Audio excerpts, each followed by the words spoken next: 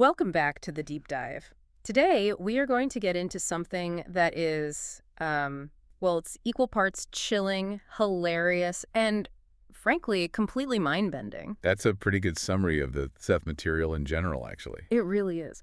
We're talking about the nature of reality. We are talking about ghostwriters, and I don't mean, people who write memoirs for celebrities. Well, you mean literal ghostwriters. Literal.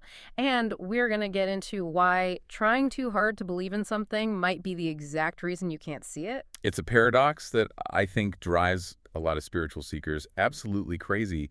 But today, we're going to look at the physics behind it. And I'm using the word physics very deliberately here. Exactly. So for this one, we're traveling back in time. We're setting the dial to Monday, October 4th, 1965. It's 9:00 p.m. The setting is Elmira, New York. A very specific time and place. Very. And the source material we are cracking open today is specifically session 195 of the early sessions, book 4 of the Seth material. And this is just a fascinating period in the material. I mean, it's still really early days. Jane Roberts, the author and medium, and her husband, Robert Butts, they're still trying to figure out what this Seth entity even is. Right. They aren't the gurus of the New Age yet. Not at all. They're just a couple in their living room trying to make sense of some very high strangeness happening around them. Okay, so before we really jump in, I have to make the mandatory declaration.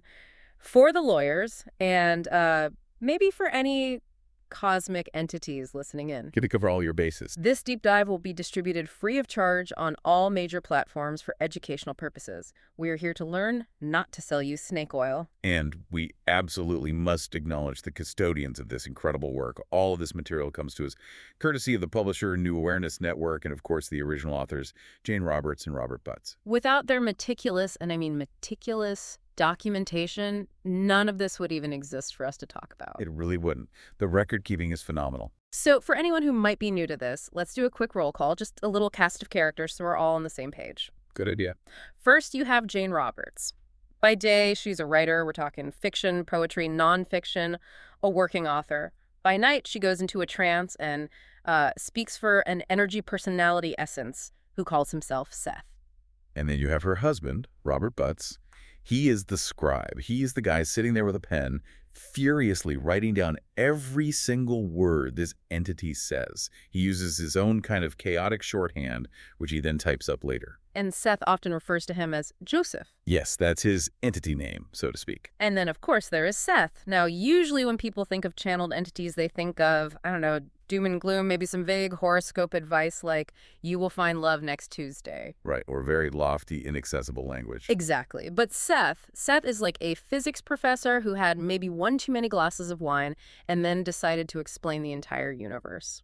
That is a fantastic description. He's funny, he's incredibly specific, and in this session in particular, he's actually kind of sassy. He really is. And the mission for this deep dive is, it's pretty specific. We aren't just here to recount a spooky story from the 60s. No, we're here to unpack a very specific mechanism that Seth describes in this session. It's all about how our emotions create literal, and I mean literal, electromagnetic fields. Literal is the absolute key word there. It is. He argues that these fields are what shape our reality. They dictate the dreams we have, and they determine our ability to perceive anything that's, outside our normal five senses. It's basically a mechanical explanation for the law of attraction, decades before that term became popular. I love it. Okay, let's keep this relaxed. I know metaphysical physics can sound a little heavy, but as you'll see, Seth himself keeps it pretty light, so we will too. Agreed. We're going to be quoting directly from the session, just, up to about 5% of the text, so you can hear the specific language this tired old dove uses. The tired old dove. I cannot wait to get to that part. It's such a specific and hilarious image. It's my favorite line of the whole night. Okay, let's set the scene. Segment 1, the cast and the context. Before any of the spooky stuff even starts, something really great happens for Jane in her normal life. Right. And it's so important to ground this whole thing. Jane is a professional writer. She's not just the psychic lady sitting in a darkened room all day long. No, she has deadlines. She has deadlines. And on the afternoon of October 4th, 1965, she calls her publisher, a man named Frederick Fell. And this is a big deal. I mean, anyone who's ever created something and then tried to sell it knows that. That feeling, the anxiety of that phone call, the pit in your stomach. Absolutely. And she gets good news. He loves her book on ESP, he's cleared the decks, and it's officially scheduled for publication in April. I just love the normalcy of that. She's, about to channel a multidimensional consciousness from beyond time and space, but first she has to check in with her boss about release dates. It completely grounds the experience. It reminds you these were real people living real lives. And there's an interesting note in the transcript here. Jane was apparently curious to hear Mr. Fell's voice on the phone, specifically to see if she could pick up any psychic impressions from him. So she was always on, always testing her own abilities, even during a regular business call. Always. She was her own first and best guinea pig. So the mood in the house is good. Robert notes that Jane is very pleased. But they aren't alone for this session. They have a guest in the living room with them. A witness, yes. Her name is Lorraine Shafer. Now, in the Seth transcripts, Seth often gives people these different names that supposedly relate to their whole entity or their past lives, that sort of thing. He refers to Lorraine as Marleno. Marleno. It sounds like a magician you'd hire for a kid's birthday party. It does have a bit of a flair to it. Now, Lorraine has been to a session before. She was there for session 193. But in this one, session 195, Seth really focuses on her, and he identifies a problem, a conflict. And I love this dynamic because Lorraine is what you would call a believer. She is all in. She's not a skeptic sitting there with her arms crossed. She wants the spiritual experience. She's desperate for the answers. And that's the problem. Exactly. Seth basically tells her to cool it. He calls her out for having a block, but it's not the kind of block you'd expect. Usually we think a skeptic has a block because, they refuse to believe. Lorraine's block is that she wants to believe too much. Yes. Let me read what Seth says here because the phrasing is just so critical. He says, "This is caused by an inner willingness to believe." Okay, so far so good. A willingness, however, that is sometimes so desperate that it sets up automatic barriers on the part of other portions of the personality. That word desperate. It's so potent. Seth actually apologizes for using it later on, but he says it's the only word that's accurate enough. It's the spiritual equivalent of trying way, way too hard on a first date. That is the perfect analogy. You know when someone comes on way too strong? They are so eager for a connection, so desperate for it to work out, that they push the other person away. Their energy is frantic. It's repellent. It is. And Seth is saying Lorraine is doing that exact same thing, but with a universe, with reality itself. So, because she wants this spooky, profound experience so badly, she's actually terrified of what will happen if she gets it. Exactly. Seth says, and I'm quoting again, "You want so badly, you see, that the very power of your own desire in these circumstances frightens you off." It's a complete paradox. If she truly accepted that all this was real, she'd feel obligated to enter into the affair, as he puts it. To really commit to it. To commit to the reality of it. And deep down, that level of intensity, that commitment, scares her subconscious. So her subconscious just slams the door shut. It's a protection mechanism against the very thing she claims she wants more than anything. Right. And because of that, Seth says he can't fully help her yet. He says, "My own code of ethics would not allow it." He will not break a contact if the person has actively, even subconsciously, blocked it from their end. That is surprisingly respectful for a disembodied spirit. You'd think he'd just, barge in and say, "Boo, I'm real," just to prove a point. Well, speaking of boo. Oh, yes. The jump scare. We absolutely have to talk about the jump scare. It's one of the best moments in the early sessions. So you have to picture the scene. Jane is in a trance. Her eyes are closed. She's either pacing or sitting, speaking in this different voice as Seth. Robert is there furiously writing. Lorraine is watching, probably on the edge of her seat. It's quiet. It's tense. Yeah. And suddenly, Jane leans forward, right into Lorraine's face, and booms out her voice. Just a sudden, loud projection. And Robert writes in his own notes, "I confess that I jumped." He was startled. I can just imagine it. You're in your quiet, dimly lit living room, and suddenly the medium lunges at the guest. I mean, I jumped too. Of course. But Seth's reaction to scaring them is what makes it's just comedy gold. He immediately realizes he went too hard. You have to read the quote. It's just too poetic. Okay, so after everyone jumps out of their skin and their hearts start beating again, Seth says, "I am indeed as peaceful as a tired old dove with battered wings and a beak smoothed down." A tired old dove. I mean, where does that even come from? With a beak smoothed down. What does that even mean? A smooth beak. Why a dove? Why not an owl or an eagle? I think he's trying to be as disarming as humanly or inhumanly possible. He's contrasting that booming, scary voice with this image of a completely harmless, ancient, weathered bird. He's saying, look, I'm not a demon. I'm just a really old personality trying to teach you something. My beak is smooth. I can't even peck you. It's such a massive vibe shift. One second it's, I am the voice of the void, and the next second it's, I am a small gentle bird, please relax. It just highlights the humor of this whole situation. Seth isn't a robot. He has a personality. He knows he scared them, and he's cracking a joke to lower the tension. And that's the important part. Because remember, tension creates that block. If they are scared, if they are tense, the information stops flowing. So he needs them to laugh to open the channel back up? Precisely. He needs to lower their electromagnetic defenses. Which brings us perfectly to the real meat of this episode. Once everyone's heart rate has returned to something resembling normal, Seth pivots to the heavy stuff.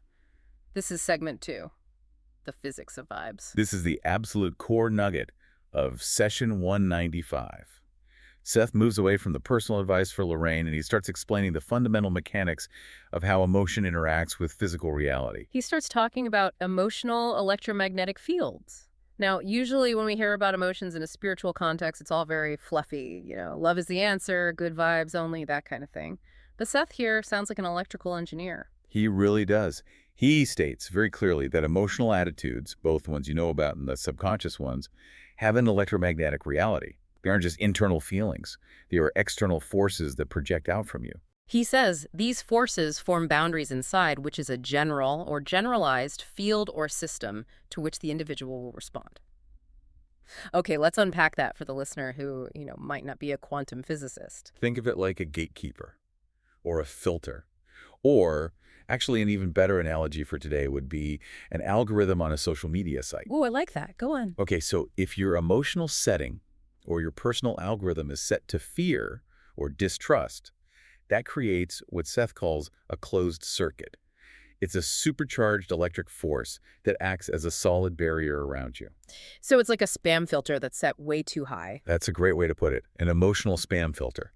If your filter is set to danger, you literally cannot perceive safety or opportunity, even if it's standing right in front of your face. The data, the actual reality of safety, can't penetrate that electromagnetic field you've created. It just bounces off. Seth says, the emotional blockage sets up barriers, however, whose main purpose is to protect the individual from anything that he considers at all unsafe or threatening. So it's a protective mechanism that has gone into overdrive. Exactly. It's like a Faraday cage. Do you know what that is? That's the mesh cage they use in science labs to block electromagnetic signals, right? Like if you put your cell phone inside a Faraday bag, it can't get a signal. No calls in, no calls out. Yes. So Seth is saying your fear creates a personal Faraday cage around you. Nothing can get in. No new information, no helpful spiritual contact, no good luck. You are completely isolating yourself inside your own signal. And this explains why he says he can't help Lorraine. Yes, this is the mechanism. He wants to give her the answers. He says he can feel the pull of her inquiries, but her emotional field, her desperation, is acting like that shield. If he were to try to push through it, it would be a violation. He'd be attacking her. It would be an assault on her psychological structure, and he won't do it. That is just wild. It implies that we are all walking around inside these invisible bubbles of our own making, literally filtering out huge chunks of reality that don't match our emotional frequency. That is exactly what he's saying. We think we see the world as it is.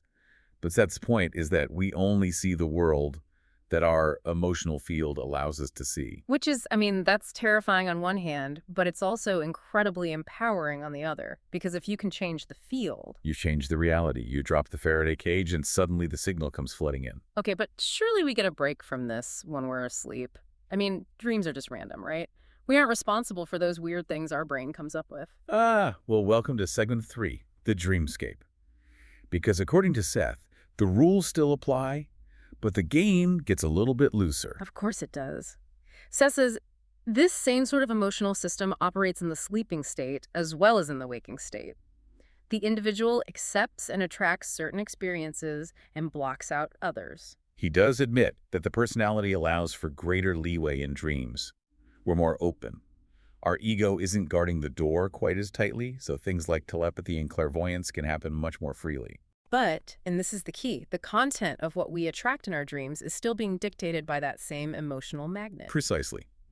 Which leads us to the dog bite theory. This was the part of the transcript that actually gave me goosebumps when I was rereading it. It's a brilliant and chilling example of how non-local consciousness can work. It really is. So let's walk through it. Seth gives this example of two different people. Let's call them Dreamer A and Dreamer B. Right. So Dreamer B has a dream. It's about a childhood experience where he was bitten by a dog. It's a traumatic, highly emotional dream.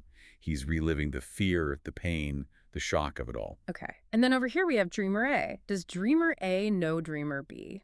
Are they friends? Family? Not necessarily. That's the fascinating part. They don't have to be friends. They don't have to be related. They might not even live in the same city or country. But Dreamer A picks up Dreamer B's dream. The question is why? And Seth's answer is, because the experience will strike at him emotionally, and he will then attract the dream. And he gets more specific. If Dreamer A also was bitten by a dog at some point in his life, or if he just has a strong, vibrating fear of dogs, that shared emotional frequency creates a kind of bridge between them. It's like tuning a radio.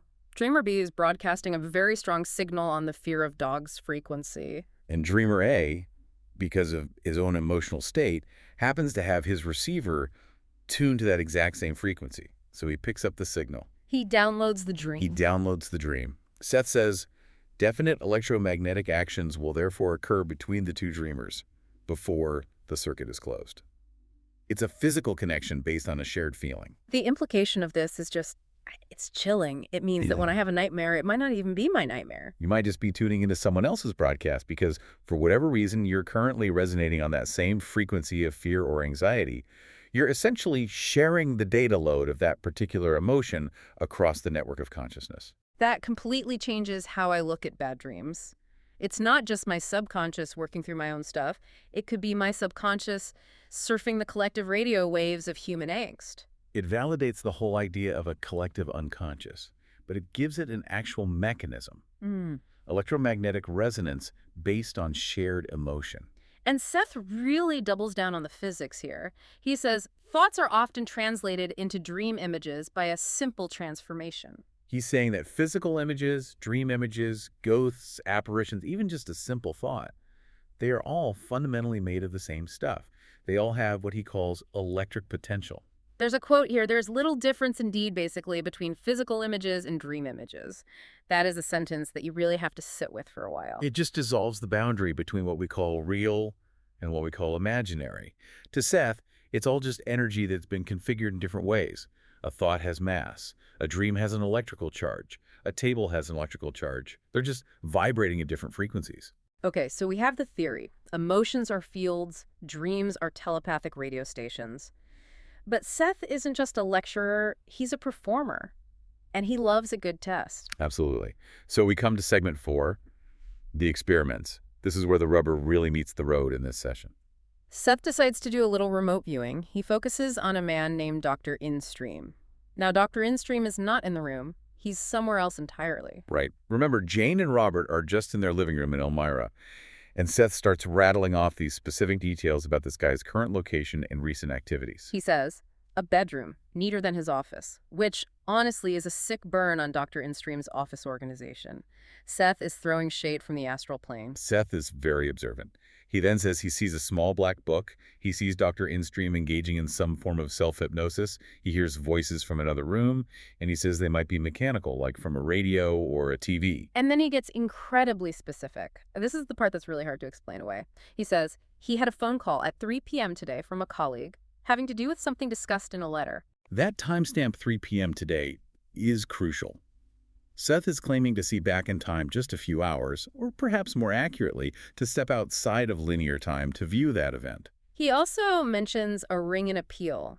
It's a bit vague. Maybe an orange peel, a bell ringing. It's very impressionistic. And that shows the nature of the channel. It's not always a perfect 4K video stream coming through. Sometimes it's just flashes of symbols, a ring, a peel, a framework.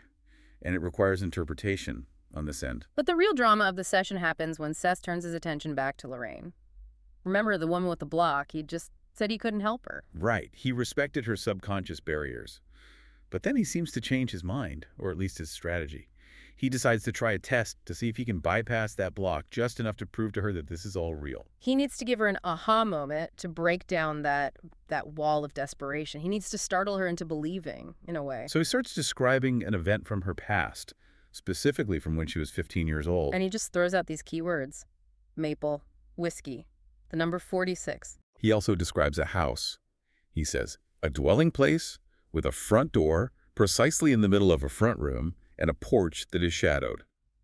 Very specific architectural details. Now let's get to the validation, because this is where it gets really fun. Initially, Lorraine is completely blank. The block is working perfectly. She's sitting there, probably feeling tense and disappointed, thinking, see, it's not working for me. She says she doesn't remember anything like that at all. But then as they continue to talk, the floodgates just open, the memories start to trickle back, and then they pour. First, the location.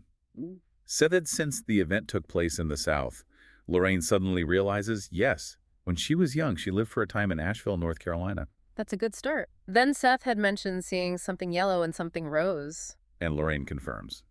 The walls of that specific apartment in Asheville were painted yellow, and they had this old-fashioned furniture that was upholstered with a fabric that had large rose decorations on it. That is a direct hit. A yellow and rose room. You can't just guess that. Yeah. That's not a generic cold reading trick like, I see a father figure who has passed on. Not at all. And then we get to the whiskey. This turns out to be the emotional anchor of the whole memory. Seth had connected the word whiskey to a man and a late hour. And Lorraine confirms that during that specific time in Asheville, her husband, from whom she is now separated, was drinking very heavily. And she adds, it was the only time in his entire life that he drank like that. So whiskey wasn't just a random object in the room. It was the emotional symbol of that entire painful time period. It was the source of what Seth called the emotional breakage he sensed around her. The whiskey bottle was the trauma. Incredible. Now let's talk about the door, because this is my favorite part of the whole exchange. Seth gets a little defensive about his accuracy. He does. So Seth had said the door was precisely in the middle of a front room. And Lorraine, trying to be accurate, corrects him. She says, well, actually, the door opens into a little hallway, not directly into the room. She's fact-checking a ghost. She is. And Seth, who remember is a multi-dimensional energy personality essence, comes right back with, however, my viewpoint is not precise enough perhaps, but I have the picture of a door, precisely centered, leading outward. He's basically saying, my camera angle might be weird, but I know what I saw. And then Lorraine has to admit it. From the outside of the house, looking at the porch, the front door is perfectly geometrically centered. Seth was looking at the house like an architectural blueprint. He's like, I see a centered door. I don't care about your little interior hallway. It's hilarious, but it also shows how he perceives physical matter. He sees the underlying structure, the form, sometimes stripped of the interior decoration that we focus on.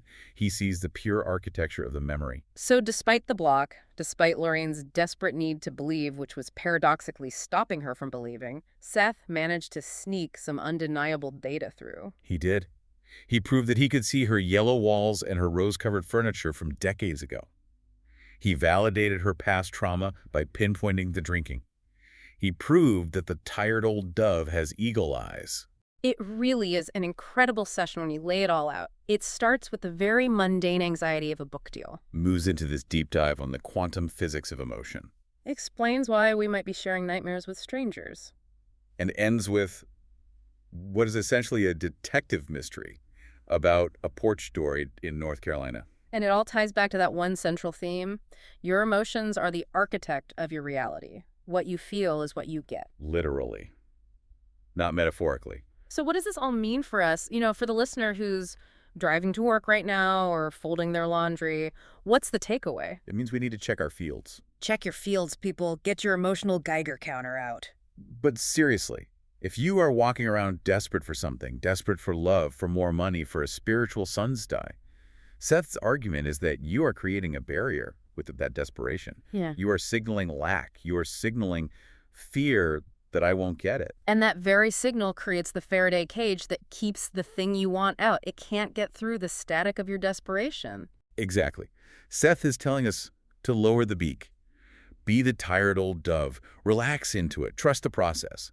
If you can lower that frantic, desperate intensity, the circuit opens up. The data can come in. The magic for lack of a better word, can actually happen. You have to stop trying to force the door open because your effort, your straining, is the very thing holding it shut. That is the paradox of the tired old dove. I love that. And I think that is a perfect place to wrap up this particular deep dive. I agree. That's a powerful thought to end on. But listen, we have barely scratched the surface here. We've covered, 5% of the text of one session. If this sparked your curiosity, and if you really want to understand your own electromagnetic fields, you need to go to the source. Don't just take our word for it. Please, read the material for yourself. This session was from the Early Sessions Book 4. You can find these books and just a whole treasure trove of other Seth material at the New Awareness Network website. The address is sethcenter.com/the early sessions. Please support the publishers who work so hard to keep this material in print. It's incredibly important work. And hey, maybe pay a little more attention to your dreams tonight. If you dream about a dog bite, just ask yourself whose dog it really is. That's a wonderfully disturbing thought to leave them with. I do my best. Thank you all so much for listening. And as a final reminder, this deep dive is distributed free of charge on all major platforms for educational purposes. Keep your feels open, everyone. And we will see you in the next reality. Bye for now.